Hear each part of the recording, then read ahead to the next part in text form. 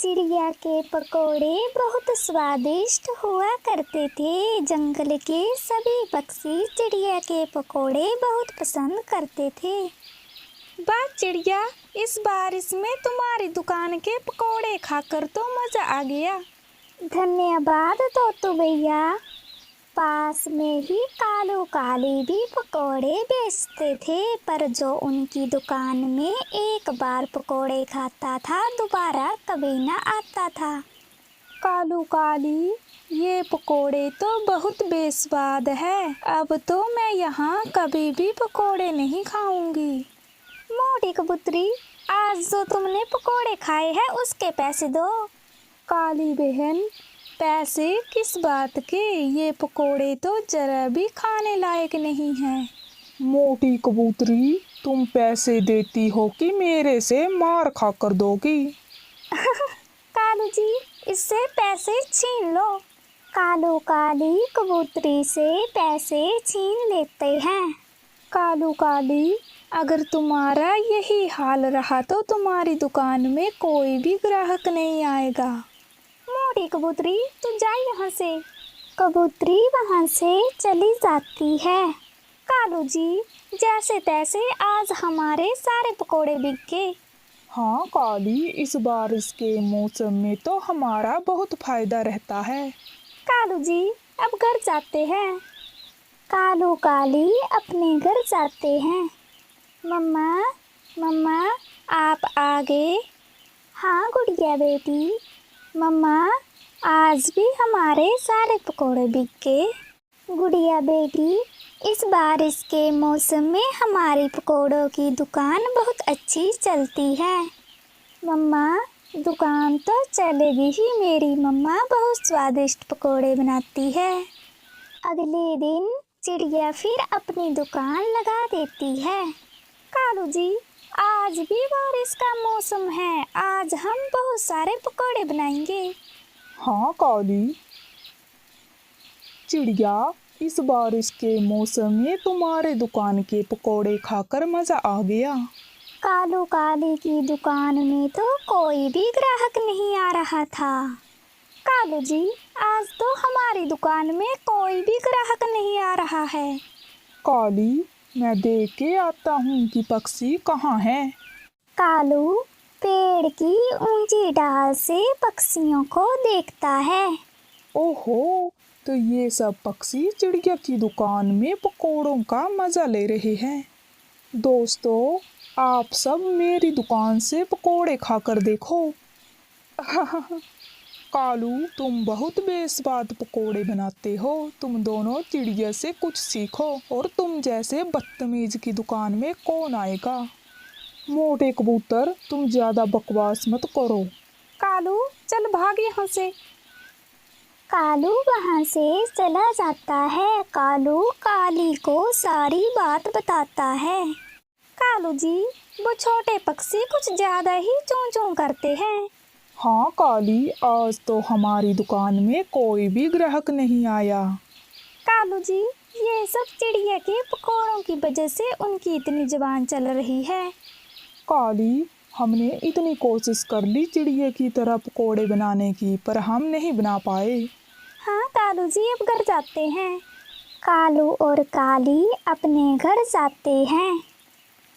कालू जी, मेरे दिमाग में एक आइडिया आया है। मेरी काली पत्नी जी को क्या शैतानी सूझ रही है? कालू जी, हम चिड़िया के पकोड़े चुरा लेंगे। हाँ काली, मैं कल चिड़िया का ध्यान अपनी तरफ करूँगा, और तुम चिड़िया के पकोड़ों की जगह हमारे पकोड़े रख देना। हाँ कालू जी। अगले दिन कालू काली चिड़िया के पास जाते हैं।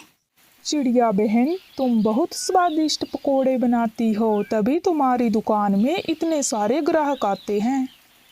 कालू भैया, अगर आपको भी मुझसे पकोड़े बनाना सीखना है तो मैं सिखा दूंगी, फिर आपकी दुकान भी बढ़िया चलेगी। कालू चिड़िया को अपनी बातों में लगाता है, और काली चिड़िया के पकोड़ों की टोकरी उठाकर अपने पकोड़ों की टोकरी रख देती है। चिड़िया, अब मैं अपनी दुकान में जाता हूँ। ठीक है कालू भैया। कालू जी, अब पता चलेगा सबको। हाँ काली, वाह कालू काली, तुम दोनों ने तो आज बहुत स्वादिष्ट पकोड़े बनाए हैं। कालू काली के तो सारे पकोड़े बिक जाते हैं।